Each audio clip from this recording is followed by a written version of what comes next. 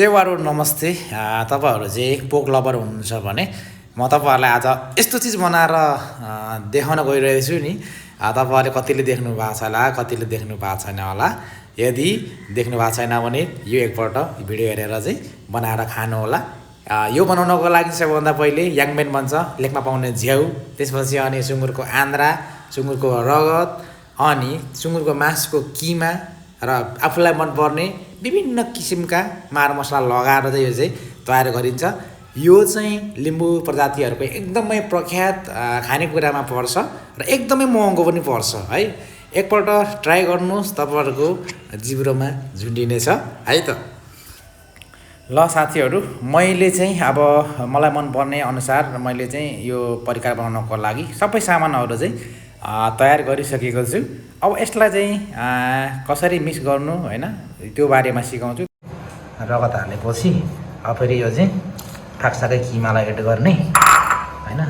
त्यसपछि यो पेस्टलाई यो अदुवा लसुनको पेस्टलाई नि एड गरिदिने यसलाई। त्यसपछि यो चामललाई पनि एड गरिदिने। यो चामल पनि यसको विशेषमा पर्छ, याङमेन बनाउँदाखेरि चाहिँ यो चाहिँ हाल्नै पर्छ चामल चाहिँ हैन। अनि त्यसपछि अब नुन एड गर्ने, कतिको खाने, कतिको चर्को, कतिको खाने, ठिक्क खाने नुन एड गर्ने। त्यसपछि टिमुर छ भने टिमुर हाल्दा पनि हुन्छ, बेसार हाल्ने हैन। के खान मन लाग्छ त्यो आफूले बनाएर हाल्ने। अब यति गरेपछि यो चाहिँ धनियाँ र जिरा भुटेर बनाएको मसला हो, यो पनि एड गरिदिने। कतिको अब मसलादार खाने हो त्यो अनुसारले गर्ने। यसलाई चाहिँ स्वाद पनि अलिकति स्पाइसी टाइप नै होस् अनि कलर पनि आओस् भनेर यो चाहिँ हरियो धुलो खोर्सानीलाई एड गरेको छु। यो चाहिँ मैले अब सबै चिजहरू यसरी घोलेर सबै चिज आन्द्राभित्र चाहिँ लगाएर चाहिँ मैले रेडी गरिसकेको अवस्था हो। अब यसलाई चाहिँ मोमोज पकाउने ठाउँमा म यसलाई चाहिँ स्टिम गर्छु अब है त। तपाईँहरूको यस्तो मोमो पकाउने भाँडामा स्टिम गऱ्यो भने अझै राम्रो, नत्र भने यसलाई पानीमा उमालेर पनि यसलाई चाहिँ तयार गर्न सकिन्छ है त।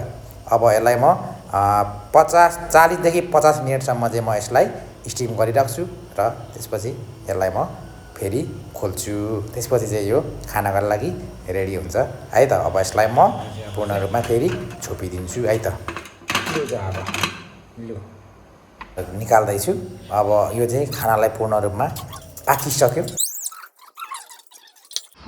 अब हामी चाहिँ खान्छौँ बाबा छोरीले है।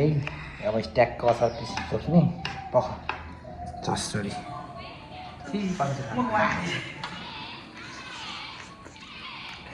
वाउ, एकदम दामी हुन्छ यो चाहिँ हाम्रो याक्थुङबा लिम्बूहरूको परिकारमा पर्छ यो चाहिँ है। वाउ,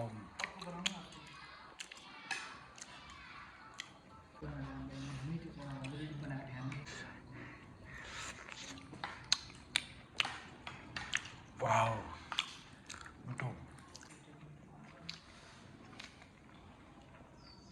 एकदम दामी।